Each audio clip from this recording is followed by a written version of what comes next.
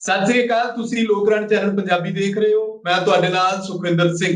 ਮੇਰੇ ਨਾਲ ਇਸ ਵੇਲੇ ਸੁਪਰੀਮ ਕੋਰਟ ਦੇ ਸੀਨੀਅਰ ਵਕੀਲ ਡਾਕਟਰ ਏਪੀ ਸਿੰਘ ਮੌਜੂਦ ਨੇ। ਸੁਪਰੀਮ ਕੋਰਟ ਦੇ ਵਿੱਚ ਕੀ ਕੁਝ ਸੁਣਵਾਈ ਹੋਈ, ਕਿਸਾਨਾਂ ਦਾ ਪੱਖ ਕੀ ਕੁਝ ਰੱਖਿਆ ਗਿਆ, ਸੁਪਰੀਮ ਕੋਰਟ ਨੇ ਕੀ ਕੁਝ ਕਿਹਾ, ਉਹ ਸਭ ਦੇ ਉੱਤੇ ਅਸੀਂ ਗੱਲਬਾਤ ਕਰਾਂਗੇ ਤੇ ਜਾਣਾਂਗੇ ਕਿ ਇਸ ਸਭ ਨੂੰ ਲੈ ਕੇ खेती कानून ਨੂੰ ਲੈ ਕੇ ਕਾਨੂੰਨੀ पक्ष की है। एपी सिंह जी, आपका स्वागत है लोकरंज चैनल में। जी एपी सिंह जी, सबसे पहले मुझे आप ये बताइए कि सुप्रीम कोर्ट में जो सुनवाई हुई है उसके ऊपर सुप्रीम कोर्ट का किसानों के ऊपर क्या कहना है? देखिए, सुप्रीम कोर्ट ने माननीय सर्वोच्च न्यायालय है, देश की अदालत है, किसानों की नहीं पूरे देश की निगाहें उस पर है। और किसान का इस समय बहुत बुरे वक्त से गुजर रहा था और उस समय सुनवाई हो रही थी जब दिल्ली में 1.5 और 1 टेम्परेचर रह गया था, बारिश भी हुई और उस समय तक 50 लोगों की मौत भी हो चुकी थी। बहुत बड़ी बात कह रहा हूं, 50 लोगों की उस समय तक मौत हो चुकी थी। तो ये सब छोटी बात नहीं थी। दुख क्या है, इस देश में अगर किसी जाति, क्षेत्र, भाषा और संप्रदाय की बात की जाती है, उसमें अगर एक मौत हो जाती तो दुनिया की राजनीति उधर मुड़ जाती है। लेकिन किसान शांतिप्रिय है, महात्मा गांधी को मानते हैं। उन्होंने हरियाणा हो, पंजाब हो, पूरे देश के हों, उन्होंने गुरु गोविंद सिंह के त्याग को अपने जीवन में अपनाया है कि अपने को सर्वस्व न्यौछावर कर दिया और देश की आन मान शान पर कभी सवाल नहीं उठने दिए। ऐसे किसान हैं, उनका आंदोलन है। तो ये किसी जाति, क्षेत्र, भाषा, संप्रदाय का तो आंदोलन था नहीं। माननीय सर्वोच्च न्यायालय में जब मैंने याचिका भारतीय किसान यूनियन, भानु भारतीय किसान लोक शक्ति की तरफ से पिटीशन लगाई, उसके बाद काफी सुनवाई के बाद सुप्रीम कोर्ट कन्विंस हुई, जो आप लोग देख रहे थे, आप लोगों की रिपोर्टिंग भी है कि माननीय सर्वोच्च न्यायालय ने उस पर स्टे दिया, रोक लगाई, कानूनों पर रोका। हमारी जीत थी, केवल हमारी नहीं, किसानों की जीत थी। केवल किसानों की नहीं, पूरे देश के लोगों की जीत थी जो किसानों से जुड़े हुए लोग हैं। और ऐसा कोई व्यक्ति इस देश में और दुनिया में नहीं है जो किसानों से जुड़ा नहीं है, जो किसानों के उपभोग की चीजें यूज नहीं करता। जन्म से लेकर मृत्यु तक किसान की पैदा हुई की चीजें चलती हैं। सुबह से लेकर शाम तक किसान की चीजों का उपयोग, उपभोग हम लोग अपने जीवन में करते हैं। और किसान की इन कानूनों से, जो कानून बनाएगा, इन कानूनों से केवल किसानों पर नहीं फर्क पड़ने वाला है, पूरे देश के लोगों पे फर्क पड़ने वाला है। हाँ, कुछ एक ऐसा क्रीमी लेयर है, 10%, 15% हो सकता है उन पे कोई फर्क नहीं पड़े। ये वो लोग हो सकते हैं जिनका बिल इन्हें नहीं पता होता है, क्या बिल खरीदा गया, क्या आया, क्या खरीदा गया, क्या उन्हें नहीं पता होता। ये वो लोग हो सकते हैं 5%, 7%। लेकिन जो 95% इस देश की आबादी है, कश्मीर से लेकर कन्याकुमारी और गुवाहाटी से लेकर चौपाटी तक जो हमारा देश बसता है, क्योंकि हमारा देश केवल नक्शे पे खिंची हुई लकीरें नहीं है, इसमें 140 करोड़ लोग रहते हैं। ये तो काउंटेबल हैं और इस देश में अनकाउंटेबल भी बहुत लोग रहते हैं।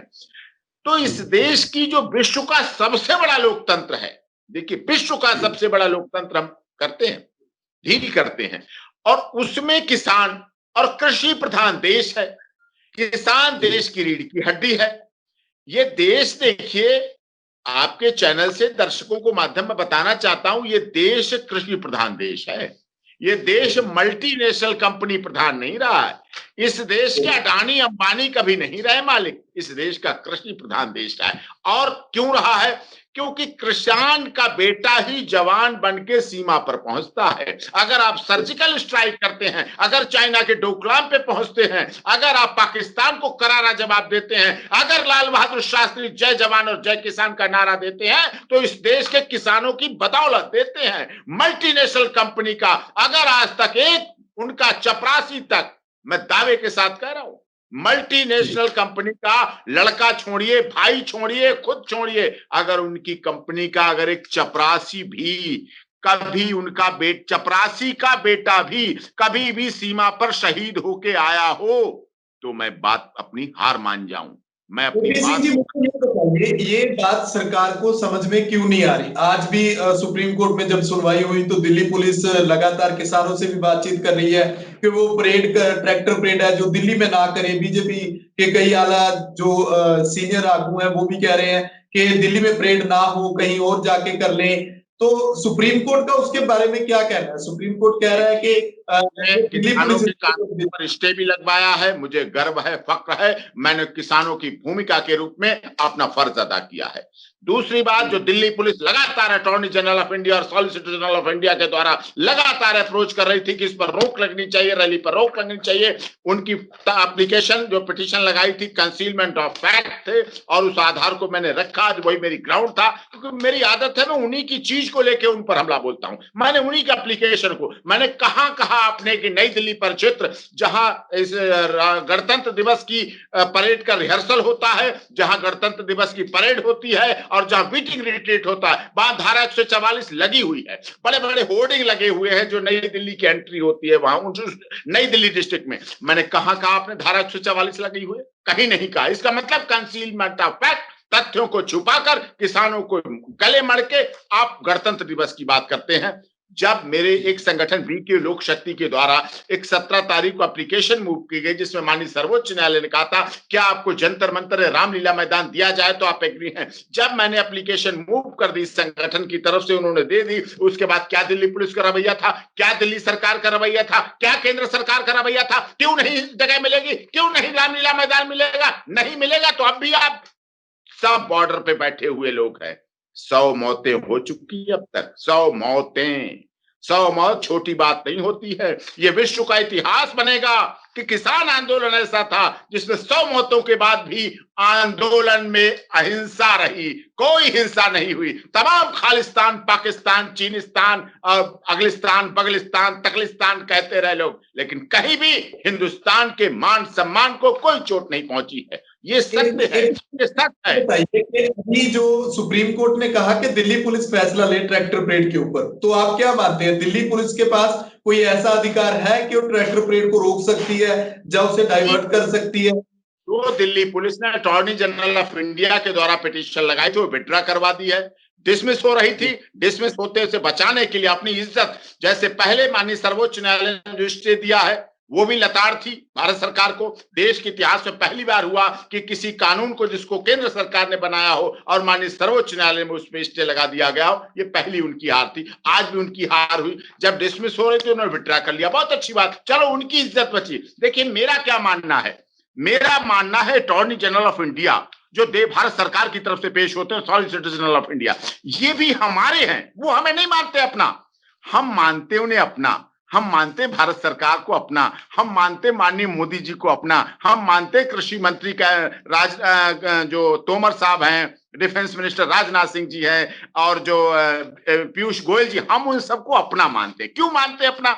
हमने तो बनाया है उन्हें, हमने तो उन्हें जिताया है उन्हें, हमने तो उन्हें बहुमत दिलाया, हमने उन्हें लूली लंगड़ी सरकार नहीं देने दी, हमने उन्हें बैसाखी पे चलने वाली सरकार नहीं दी, हमने उन्हें परफेक्ट परमानेंट काम करने वाली सरकार दी और परफेक्ट आदमी मोदी जी जैसा संत दिया, जिसके आगे नहीं, पीछे नहीं, दाएं नहीं, बाएं नहीं, सिर्फ देशभक्ति। लेकिन अब आप कहेंगे कानून वापस क्यों नहीं हो रहे?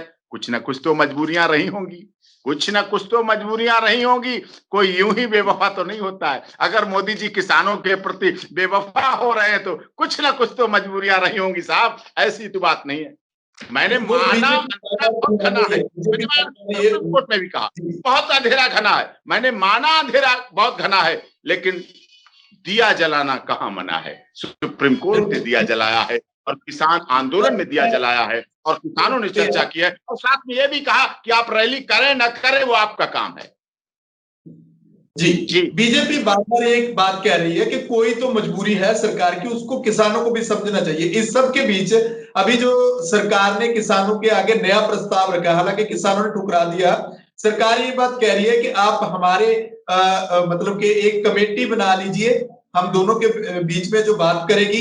किसानों ने उसको प्रस्ताव को रद्द कर दिया। दूसरा उन्होंने कहा है कि कम से कम अगर आप चाहेंगे जब तक बातचीत हो, चाहे वो 1 साल के लिए हो, चाहे 2 साल तक बातचीत हो, कानून लागू नहीं होंगे। आप क्या मानते हैं कि अगर 2 साल तक कानून रुक गए, लागू नहीं होंगे, तो क्या सरकार इस सब के बीच में कुछ ना कुछ नया एजेंडा लेके आ सकती है? क्या वो मान लेना चाहिए? मैं इस पूरे प्रकरण में पहली बार कह रहा हूं अपने खुले मन से कि अच्छा प्रस्ताव है और उस पर बैठ के चर्चा करनी चाहिए। मैं भी अपने क्लाइंट जो हमारे भारतीय किसान संगठनों के ऑर्गेनाइजेशन जिनके लिए मैं रिप्रेजेंट कर रहा हूं सुप्रीम कोर्ट में, उनसे बात करूंगा। अच्छा प्रस्ताव है, इसमें कोई कमी नहीं है। अगर और उसको बढ़ा लिया जाए, जब वो इतना कर सकते हैं तो और बढ़ा लेंगे। तो उसका दायरा और बढ़ा दिया जाए। क्योंकि मेरा मानना है, जो मैंने सुप्रीम कोर्ट में भी कोर्ट किया किसान संगठनों की तरफ से और सरकार के लिए भी, कि तोड़ दो तुम बीच की दीवार को। समझौता क्यों नहीं हो रहा? बीच में कुछ दीवारें आ गई हैं, वो दीवारें हैं, मैं आपके चैनल पे नहीं कहना चाहूंगा, लेकिन मैंने कोर्ट में कहा है कुछ कम ऐसे लोग हैं जो बीच की दीवार, तो तोड़ दो तुम बीच की दीवार को, देखना आंगन तुम्हारा दोगुना हो जाएगा, सब कुछ बराबर हो जाएगा। तोड़ दो तुम बीच की दीवार, देखो सब तुम्हारे अपने हो जाएंगे। ये वही किसान है जिन्होंने बहुमत से आपको भिजवाया है, ये वही किसान है जो आपकी मन की बात सुनते हैं, ये वही किसान है जो सबका साथ सबका विकास के दायरे में आपके साथ आते हैं, ये वही किसान है जिन्होंने स्वीकार किया था 56 इंच का सीना मेरे देश के प्रधानमंत्री का है, और उस 56 इंच के सीने को बढ़ाने के लिए लगातार लगातार संघर्ष है। कोई सीए एनआरसी का हुआ, लोगों ने चुप कराया, खत्म किया। 370 35 से हुई, सबने साथ दिया इस देश का। राम मंदिर पे वाहवाही की। जब हम लोग सरकार की तारीफ करते करते नहीं थक रहे थे, तो कहीं ना कहीं सरकार को नजर लग गई, जो ऐसा कानून बना लिया, जो किन की वजह से बना लिया, क्यों बना लिया, क्या कारण रहे पर्दे के पीछे से, उस पर्दे को फाड़ के फेंक देना चाहिए मोदी जी को, और ऐसे पकड़ के लोगों को जिन्होंने धोखा किया मोदी जी के साथ ऐसा कानून बनाने में, उनको बाहर करना चाहिए और कहना चाहिए हम गलती मानते हैं। व्यस्तता होती है, व्यस्तता के उसमें गलती हो जाती है। प्रधानमंत्री भगवान नहीं है, देश के राष्ट्रपति भगवान नहीं है, चीफ जस्टिस ऑफ इंडिया भगवान नहीं है, गलती हो जाती है। अरे भगवान से तक गलती हो जाती तो ये तो इंसान है, तो उसको स्वीकार कर लेना चाहिए। स्वीकार करने से कभी कोई छोटा नहीं होता है। अगर आप कुछ अपना गलती महसूस कर लें, आप उसको सामने कह दें, कर दें, तो उसमें कोई बुराई नहीं। अभी भी बहुत समय है, अभी 100 लोग मरे हैं, इस संख्या को हजारों में मत बढ़ाइए, यहीं पर रोक लीजिए। इतने की शहादत बहुत है इस कानून के लिए। एपीसी जी, मेरा आखिरी सवाल है। आप कह रहे हैं कि ठीक है, अगर सरकार ने प्रस्ताव दिया तो उसे मान लेना चाहिए। मान लीजिए कि आज सरकार का प्रस्ताव मान लेते हैं, आंदोलन जो है वो घर वापसी कर लेता है, यही हल होगा? अगर साल 2 साल बाद चलती है, अगर सरकार ने कहा कि नहीं, खेती कानून तो फिर लागू हो गए, जो कृषि कानून है उसी के ऊपर बसेद रहे, किसान कह रहे हैं कि रद्द कर दो, अगर रद्द करना है तो आज ही कर दो, 2 साल की बातचीत में क्या पड़ा है? ऐसा क्यों नहीं हो सकता? नहीं कह रहा किसान को मान लेना चाहिए, मैंने बिल्कुल ऐसे नहीं किया, आपको थोड़ी सुनने। किसान को इस पर विचार करना चाहिए। मैं मान लेने वाला कौन होता हूं? मेरे क्लाइंट हैं। किसान को मान लेने की बात नहीं है, मान नहीं लेना चाहिए, इस पर विचार करना चाहिए कि इससे और बढ़ के आगे क्या हो सकता है। क्या सरकार अपने पूरे कार्यकाल में इस कानून को लागू ना करने का लिखित पत्र देती है? पूरे कार्यकाल में 1 साल हो चुका, 4 साल बचे, अब वो 2-3 साल कह रहे हैं तो 4 साल भी दे देंगे। इसका क्या अर्थ होगा? इस कानून का लीगल वैलिडिटी खत्म हो जाएगी, कानूनी महत्व खत्म हो जाएगा, क्योंकि जब सरकार के दौरान लागू नहीं कानून हो पाता है, उसका कोई महत्व नहीं था। माननीय सर्वोच्च न्यायालय इस पर स्टे दे चुका है। कोई भी व्यक्ति इस देश का नहीं पहुंच सकता कि हमें स्टे वैकेट कराना है, सुप्रीम कोर्ट सुनेगी नहीं इस पर, सीधे उसका मतलब है आदेश। Chief justice of India retire हो जाएंगे, दूसरा double chief justice of India आएंगे, लेकिन कानून वही का वही ये रहेगा, जो बनाया हुआ है आदेश रहेगा। तो ऐसी स्थिति में इस पर विचार करना चाहिए कि इससे और आगे बढ़ के मांगे क्या हो। ये भी एक दूसरे तरीके से वही है कि आधा गिलास खाली है कि आधा गिलास भरा। अगर आप हमसे खुश हैं तो आप कहेंगे हाँ जी डॉक्टर एपी सिंह जी, हम कहेंगे हमें तो आपने आधा गिलास भर के दूध पिलाया। अगर हम आपसे नाराज हैं तो कहेंगे क्या किया उन्होंने, तो हमें तो आधा गिलास खाली दूध पिला दिया। जी, आप जैसे कह रहे हैं कि जैसे सरकार ने प्रस्ताव दिया, आपको नहीं लगता कि दबाव थोड़ा कम हो जाएगा? आज तो दबाव है, इसीलिए सरकार प्रस्ताव पर आ गई कि आप साल 2 साल और देख सकते हैं इसको। बातचीत नहीं, कीजिए। तो अब जब यहां तक आ गए तो आगे भी आ जाएंगे। आपके आंदोलन तो चल ही रहा है, आंदोलन तो वापस हो नहीं, आपकी कई लोग नहीं निकल के वापसी, घर वापसी ना करें, दबाव कम हो जाएगा। घर वापसी आपकी तभी है जब कानून खत्म होगा। बात 26 जनवरी की है, बात 26 जनवरी की है। और देखिए, मैं 26 जनवरी के बारे में बताऊं, सभी का खून शामिल है यहाँ की मिट्टी में, किसी के बाप का हिंदुस्तान नहीं है। गणतंत्र दिवस सभी का है, इस देश के किसानों का भी है, किसान के जवान है। क्या अभी क्या है मैं आपको बताऊं, जो दिल्ली पुलिस के बैरिगेट लगे हुए, डर क्या है सरकार को, मैं डर बता रहा हूं। जो दिल्ली पुलिस के बैरिगेट लगे हैं, तो बैरिगेट के पीछे मतलब दिल्ली की तरफ तो दिल्ली पुलिस का जवान 30 कार्बाइन लेके खड़ा है, और उस बैरिगेट के सामने उसी जवान का सगा बाप, सगा बेटा, सगा भाई, सगा चाऊ, चाचा, ताऊ, मामा, मौसा, नाना, फूफा, सगा बैरिगेट के सामने शाल ओढ़े खड़ा है, ठंड में ठिठुर रहा है, भूखा भी है, प्यासा भी है, नहा भी नहीं पाता है, दाढ़ी भी उसकी बढ़ रही है, बीमारी भी उसकी बढ़ रही है, दर्द भी उसका बढ़ रहा है, परिवार भी उसका दुखी है, खेती भी चौपट हो रही है, पूरा परिवार संकट में आया हुआ है।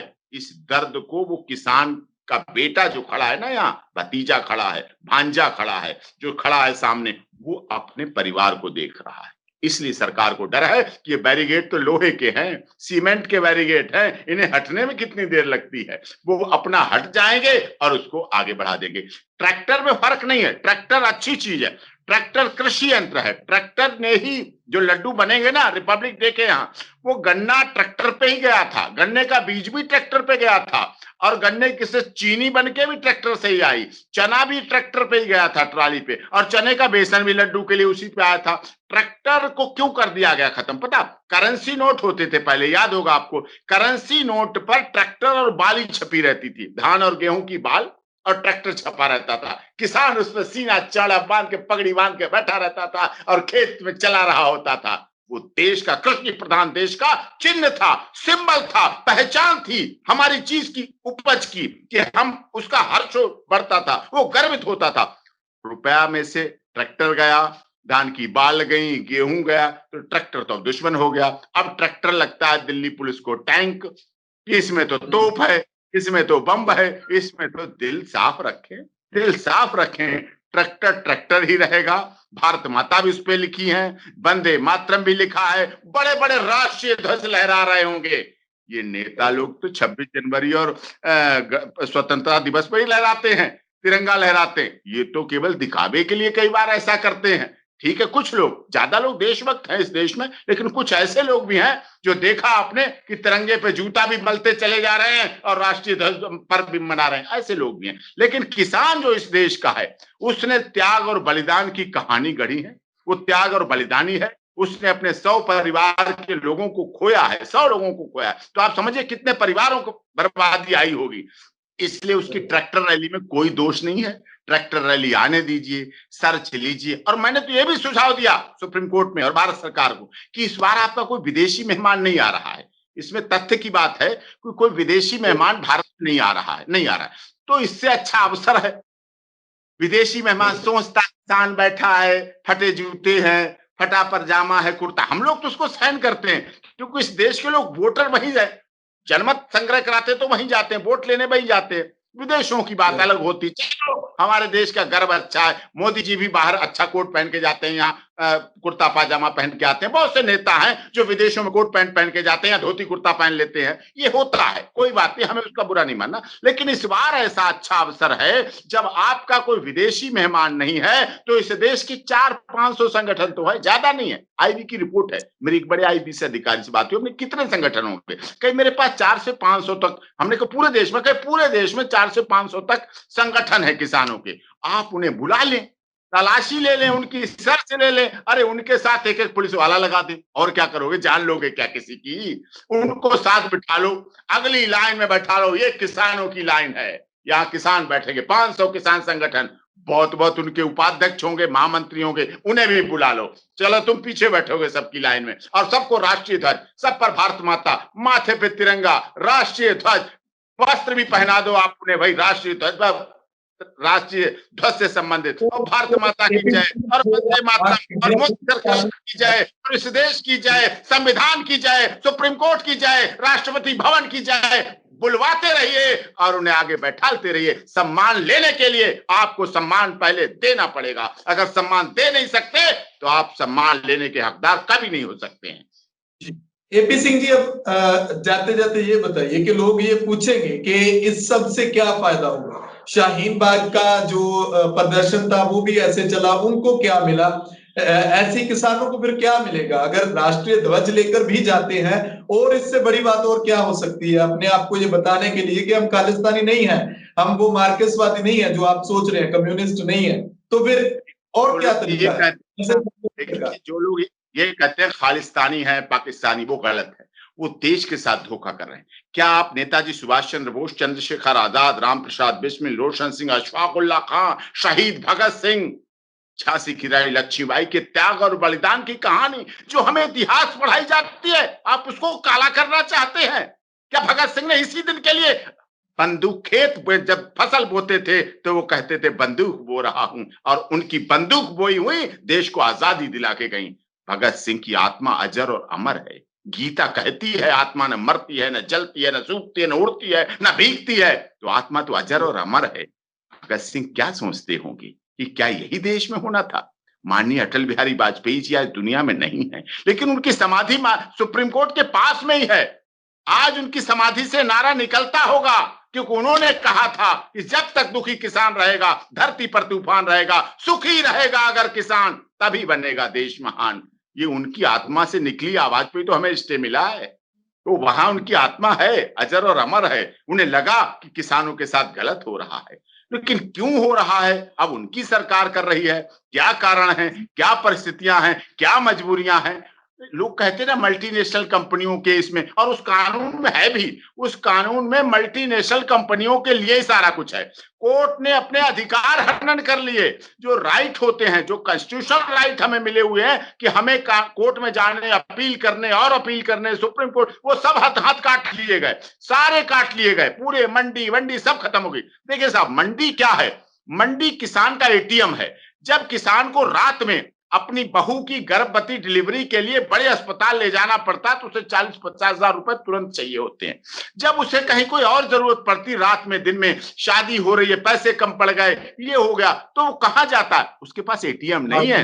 वो जाता है अपने आड़ती के पास। आड़ती के पास जाता है, रात में पैसे लेता है, आड़ती सम्मान से देता है पैसे, कहता है आपने 50,000 मांगे तो 50,000 लो, आप बड़े शहर जाओ, जैसी दवा हो वैसी कराओ, किसी को भी भेज देना, कोई भी जरूरत पड़ेगा हम आपको और पैसे देंगे और लेंगे। वो वहां कोई हिसाब किताब नहीं करता है। किसान बेईमान नहीं है, जानता है व्यापारी, चला जाता है, फसल आती है चुका देता है। क्या मल्टीनेशनल कंपनी के ऑफिस में कोई विश्वास करता है कि वह रात में ऑफिस खुल के उसको पैसे मिल जाएंगे? कोई नहीं पूछता। आप याद कीजिए, पहले एमटीएनएल और ये सब कंपनियां थी ना, देश की कंपनियां थी। मोबाइल फोन, विदेशी कंपनियां आई, बाहर की, यहाँ की जो कंपनियां बनी, इन कंपनियों ने क्या किया? सब कंपनियों को साइट किया, चाहे जियो की कह लो, उनको कह, सबको free free free free free करके जोड़ दिया। और वो फ्री इतना चलाया कि पहले तो 31 दिन का महीना होता था, फिर 28 दिन का महीना हुआ, फिर 26 दिन का महीना हुआ, अब 24 दिन के महीने पर रिचार्ज कराना पड़ रहा है। इस तरह से आप नहीं कर सकते हैं। आप कह रहे हैं बिचौलिया हम खत्म कर देंगे। अगर किसान ने कह दिया पेट्रोल और डीजल पर से बिचौलिया खत्म करिए, किसान की मांग है, मैं कहता हूं कि आप बिचौलिया खत्म करने की बात करते हैं, पेट्रोल और डीजल से बिचौलिया खत्म करिए। आप कितने का पेट्रोल आता है, कितने का डीजल आता है, बिचौलिया कौन है, वो क्यों है, क्यों उसको नहीं खत्म कर रहे हैं? उसमें खत्म करिए। किसानों के बिचौलिए कैसे खत्म कर रहे हैं आप? किसान जैसे चला रहा है चल रहा है। 6 वर्ष से पहले भी चलती रही है सरकार, चली है ना, बहुत अच्छे अच्छे काम किए। अब क्या रोड़ा अट गया, अब क्या फंस गया? क्या 6 साल के बदले की जो अच्छे काम किए उसकी बदले में लोगे क्या? आप जान लोगे क्या? जो 6 साल आपने अच्छे काम किए उसके बदले में नहीं, अब तो हम ये लागू कराएंगे। क्यों कराएंगे? मल्टीनेशनल कंपनियों को ओबलाइज करने के बहुत साधन हैं। कर्ज तो माफ हो ही जाता है, उनके बहुत से साधन है। वो होता तो किसानों की दम पर ही है कर्ज माफ, जो खेती उत्पादन करते हैं, और उन्हीं के दम पे तो होता है। तो इसलिए इन बातों को ना करके बिल्कुल साफ दिल से, पूरे दिल से, पूरे खुले दिल से सरकार को झुकने में कोई प्रॉब्लम, किसानों के आगे तो झुक रहे हैं। किसान तो आपके लिए पूरे जिंदगी भर झुका रहता है, आपके सामने झुकता, प्रकृति के सामने झुकता, ओले में झुकता, चोरी में झुकता, जब उसके आग लग जाती तब झुकता है, पाला पड़ जाता है, फसल खराब हो जाती, सब में हर जगह झुका रहता है। एक बार उसके सामने आप झुक लो। झुकने वाला कमजोर नहीं होता है, उसका कद यकीनन जो आपसे मिला होगा, यकीनन उसका कद आपसे बड़ा हो जाएगा। ये सोचना चाहिए, भारत सरकार को भी सोचना चाहिए, और सुप्रीम कोर्ट ने जो स्टेट उस पर सोचना चाहिए क्यों ऐसा काम होना पड़ा। मुझे दुख था, मुझे बहुत दुख था, लेकिन खुशी भी थी कि हमारे 140 करोड़ लोगों को देश की सबसे बड़ी अदालत से न्याय दिलाने में मैंने कुछ अपनी भूमिका निभाई है, इसलिए मुझे खुशी थी। दुख मुझे था कि वो भारत सरकार जिसको हमने वोट दबाया, मशीन दबाई, हमने पूरे परिवार ने दबाई, और खुशी से जाके मतदान किया, जाके डिमोनेटाइजेशन को भी स्वीकार किया था ना, हमने विरोध नहीं किया, विमुद्रीकरण का, नोटबंदी का। हमने नहीं विरोध किया। बैंकें बंद हुई इतनी, हमने नहीं विरोध किया। बहुत सी चीजें हुई, हमने विरोध किसी ने नहीं किया, स्वीकार किया है, सब कुछ स्वीकार किया देश हित में। हम देश के लोग हैं, हम देशभक्त हैं। हम नहीं सोचेंगे देश का तो कौन सोचेगा? अरे सरकारें साहब आएंगी जाएंगी, मैं दावे के साथ कहता हूं, सरकारें आती हैं जाती हैं। बहुत प्रधानमंत्री आए, बहुत प्रधानमंत्री आएंगे, बहुत प्रधानमंत्री गए, बहुत राष्ट्रपति बने, लोगों को नाम तक याद नहीं रहते हैं। लेकिन कुछ ऐसा कर जाइए जो आपके बारे में लोग लिखते रहें और आपके बारे में लोग पढ़ते रहें। ये बहुत जरूरी है। श्रद्धा, आस्था और विश्वास से पढ़ते रहें। सुप्रीम कोर्ट और लोकसभा, राज्यसभा न्याय के मंदिर हैं। इनमें ऐसी ज्योति जला जाओ, ज्योति से ज्योति आगे जलती रहे, ये जरूरी है। जी, शुक्रिया एपी सिंह जी, बहुत बहुत धन्यवाद हमें समय देने के लिए। और बाकी सब करेंगे, वो कहते हैं ना, जो बोले सो निहाल, बस वो सब कुछ होगा। सत श्री अकाल, सत श्री अकाल, जो बोले सो निहाल, सब कुछ सही होगा, चंगा होगा, सब भला होगा। हमारे जो इष्ट देव है वो भी तो कुछ ना कुछ कर ही रहे होंगे ना, ऊपर से बैठे हुए करेंगे। ठीक है, थैंक यू वेरी मच।